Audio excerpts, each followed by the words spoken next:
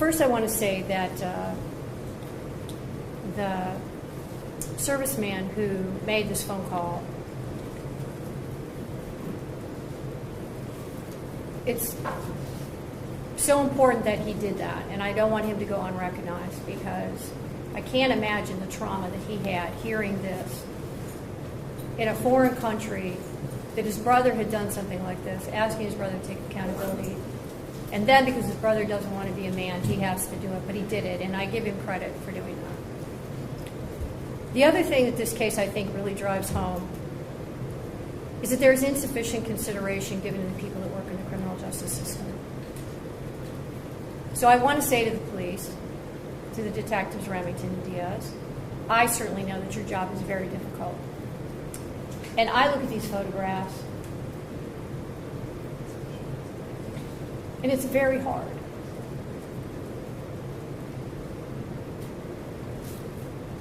And I think you should be recognized more for the difficulty of what you do. And the same to the state. And to the defense, this is equally difficult for you. What we do every day is so hard. People don't give any of us the credit that we deserve for dealing with the horrors that are brought before us. And Mr. Rodriguez, this is a horror.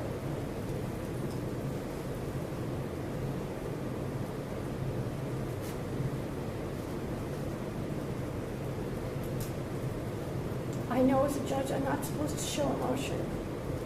And in 22 years I never have. This is one of the worst things I've ever seen in my life. And I don't understand, Mr. Rodriguez, why you don't want to cleanse yourself and tell the truth about what happened here. And I hope someday you do. Whatever this child's life was supposed to be, you make sure it didn't happen. You and Larissa.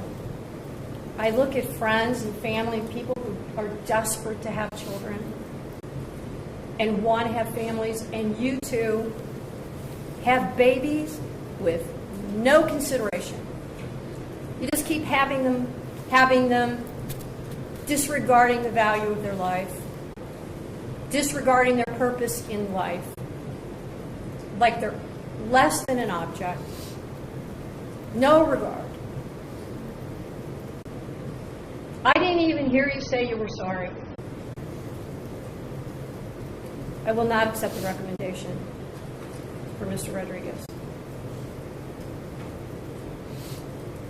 These crimes are horrific.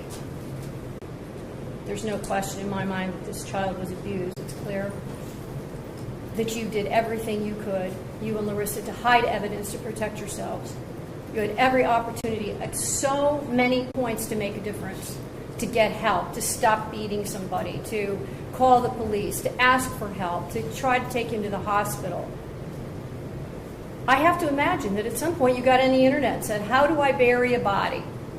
Because this is unbelievable to me. The level of meticulousness that you went through to not be discovered. I honestly don't know how you live with yourself. I don't know how either one of you live with yourself. The court imposed a sentence as follows. Count 1, involuntary manslaughter, felony of the first degree, 11 years in prison. Count 2, felony of the second degree, felonious assault, 8 years in prison. Count 3, felony of the second degree, 6 years in prison. Count 5, abuse of a corpse, felony of the fifth degree, 9 months in prison. Counts 1, 2, and 3 to be served consecutive to each other and concurrent to the sentence imposed in count 5 for a total sentence of 25 years. The sentence is to be served concurrent to the sentence previously imposed in 625-508 for a total sentence of 25 years. Your sentence is as follows. Count 1, involuntary manslaughter, 11 years in prison. Count 2, felony of the second degree, felonious assault, 8 years in prison. Count 3, felony of the second degree, 8 years in prison. Count 5, abuse of a corpse, 1 year in prison, all counts to be served consecutive to each other with credit for any time served. That's a total sentence of 28 years. That's the maximum sentence available.